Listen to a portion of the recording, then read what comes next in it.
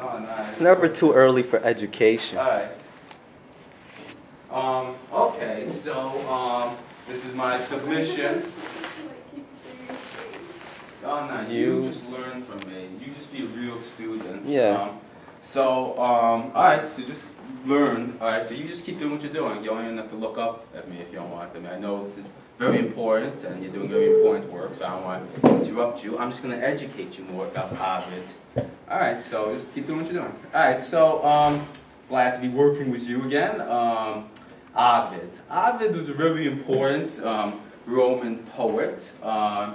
Sometimes he talked about how great the old Roman Republic was, but other times he was like, yeah, isn't this empire great? And we just party and have fun all the time, and we don't have to be tough and strong and heroic like those old Republicans were. And you know, I mean, as an American, I can sort of relate to that. I mean, here I am, I'm trying to bring back the old American Republic of the founding fathers, you know, that we're citizen soldiers and like, huh? Oh, is it backwards? No, just looks backwards to you. Alright. No, it was backwards. It was backwards. Yes. But that symbolizes... The student just schooled you.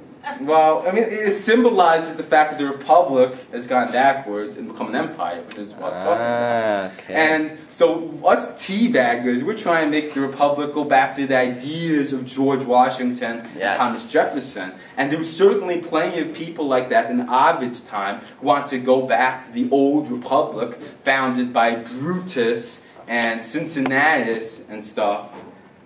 That's how they beat Hannibal Lecter.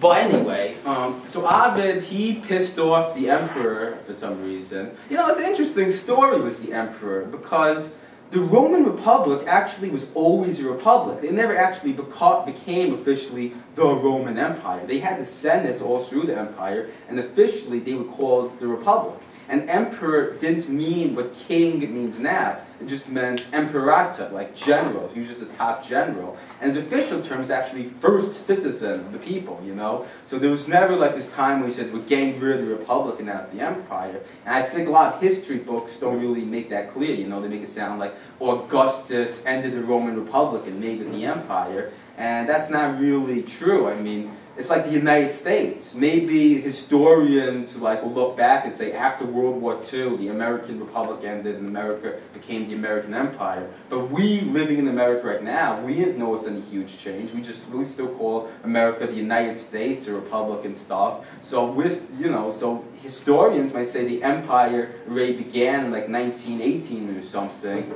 and then we don't even know that because we're still living and we call it the republic. And that's how the Romans were, you know. They didn't know there was this huge change. They were just still calling it the republic, you know. Res publica, the public thing, you know, and then that's where Ovid was right. And the Metamorphoses, it's interesting because that's actually the main source that we literary critics have to look back on Greco-Roman mythology and classical mythology. But he's not like a folktale guy though. He's like a guy making fun of it.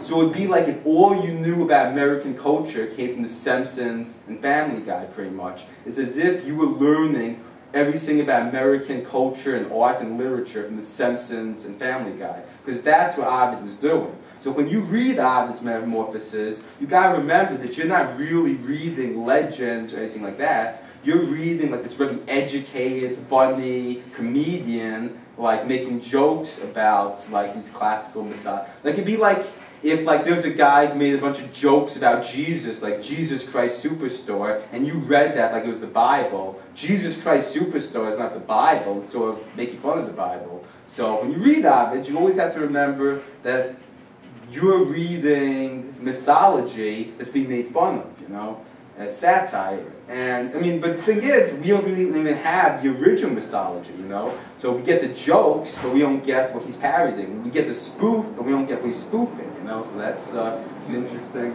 aspect. I thought metamorphosis was when the rocks become like sedimentary and...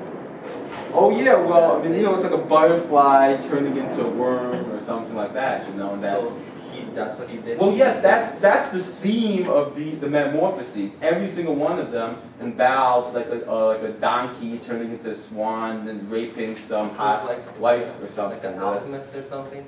Oh, alchemy is so cool, turning gold into lead and stuff. Well, yeah. lead into gold. Lead into gold. You know, these days it might be better to turn lead into gold. You know, because there's so much gold around on the lead. You mean gold into lead? Well, the thing is, they've actually done that. They have actually turned lead into gold. But the thing is, it's so expensive to do that that you might as well just buy gold. Yeah. So lead can be turned into gold, and they have fancy neutronic laser places, but it's unbelievably expensive. So the alchemist's dream has been achieved. Yeah, I read the book Alchemist. Awesome. That's how I know. Yeah. You know, I first learned the alchemy from the Hunchback of Notre Dame. You know, the priest in that he hunchback. Yeah, no, the priest didn't have the hunchback. He was the enemy, and he liked alchemy a lot. I like the priest. I mean, the priest, like in the Disney movie, they make the priest just to be like a monster and stuff. But I actually think the priest was a pretty good guy in the novel. But, you know, he gets corrupted and stuff. But I mean, I don't know, I can relate to him. So why don't we learn more about our students? Okay. So what are you studying here? I mean, what about Ovid? I mean, that's the Ovid book? Metamorphosis. Just by Ovid. Oh, okay. I just learned this today, so... Well, he's a celebrity here on the academic.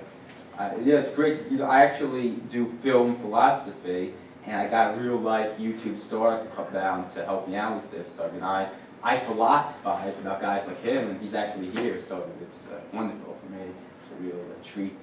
That works out. Yeah, that's very nice. Yeah. So, well, he's kind of like my Ovid, you know, because Ovid actually wrote The Art of Love, you know, like that was the first, like, self-help romance book in history, you know, and I actually used it on this girl. Like, she was my girl next door. I knew her since kindergarten, you know. I remember I first met her in kindergarten, and my mom told me she was my cousin, which was a lie. I don't know if I even said that. And I remember I'd pull her hair, because I never saw blonde hair before. Like, I only knew brunettes. Like, I had to go see it. Like, it was like, wow, it's like, so, you know. And she was like, stop it. And, you know, I had to pull it, because, you know, I get a better look.